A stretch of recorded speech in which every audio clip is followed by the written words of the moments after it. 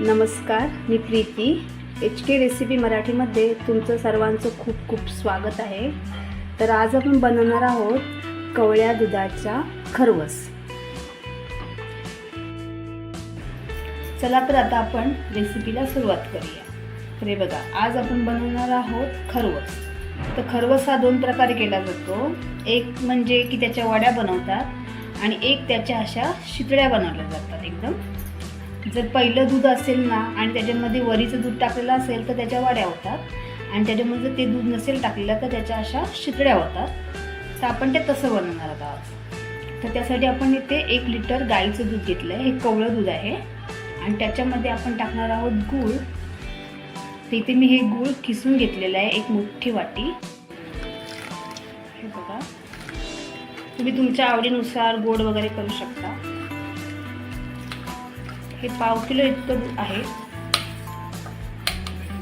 तर आपल्याला काय करायचं, हे गूळ घेताना आपल्याला खिसूनच घ्यायचं आहे, कारण की आपल्याला हे गूळ या दुधामध्ये पूर्णपणे असं विरघळून घ्यायचं आहे. एकदम पूर्णपणे दूध विरघळेपर्यंत आपल्याला हे असं ढवळून घ्यायचं आहे,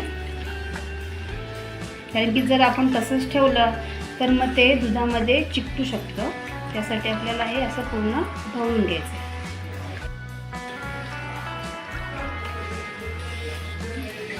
जर तुम्हाला दूध मिळालं असं कवळं दूध, कोणतेही घ्या तुम्ही, गाईचं किंवा म्हशीचं, तर अशा प्रकारे नक्की करून बघा, कारण की अशा या शितळ्या केलेल्या खूप छान लागतात. अगदी आपल्याला जशी बर्फी मिळते ना तसा हा लागतो. खूप छान होतं एकदम.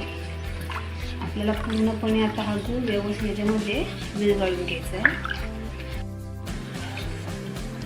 तर हे बघा, इथे आपला आता हा गूळ पूर्णपणे असा विरघळून झालेला आहे. पूर्णपणे आपण विरघळून घेतलेला हा गूळ. आता आपण याच्यामध्ये टाकणार आहोत वेलची पूड. सुद्धा आपण मिक्स करून घेऊया पहिली.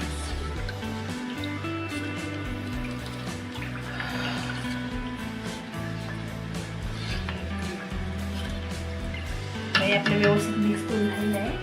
आता आपण हे शिजण्यासाठी ठेवणार. तर हे बघा, हे आपल्याला एकदम स्लो गॅसवर ठेवायचं आहे. आपल्याला गॅस मुळीच असं मोठा वगैरे नाही करायचं आहे, आणि आपल्याला स्लो गॅसवरच हा असा शिजून घ्यायचा. थोड्या वेळाने याच्या हळूहळू अशा शितळ्या व्हायला सुरुवात होईल, आणि मध्ये मध्ये आपल्याला असा हा चमचा मारून घ्यायचा आहे, जेणेकरून दूध कुठेही लागणार नाही. हे बघा, इथे 5-6 मिनटं झालेली आहेत आणि आता आपल्या या शितळ्या व्हायला लागल्यात. हे बघा, हे अशा प्रकारे शितळ्या होतात. त्याच्या अशा आपल्याला पूर्ण अशा करून घ्यायच्या बघा, आणि मध्ये मध्ये आपल्याला चमचासुद्धा असा मारून घ्यायचा आहे, जेणेकरून काही असं खाली चिकटणार नाही. हे बघा, या शितळ्या अशा झालेल्या आहेत. आमच्याकडे शितळ्या म्हणतात त्याला, तुमच्याकडे काय म्हणतात ते तुम्ही कमेंट करून नक्की सांगा.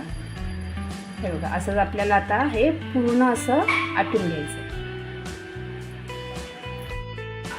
हे बघा, इथे आता आपली 10 मिनटं झालेली आहेत. तुम्ही पाहू शकता किती छान अशा याच्या शितळ्या तयार झालेल्या आहेत.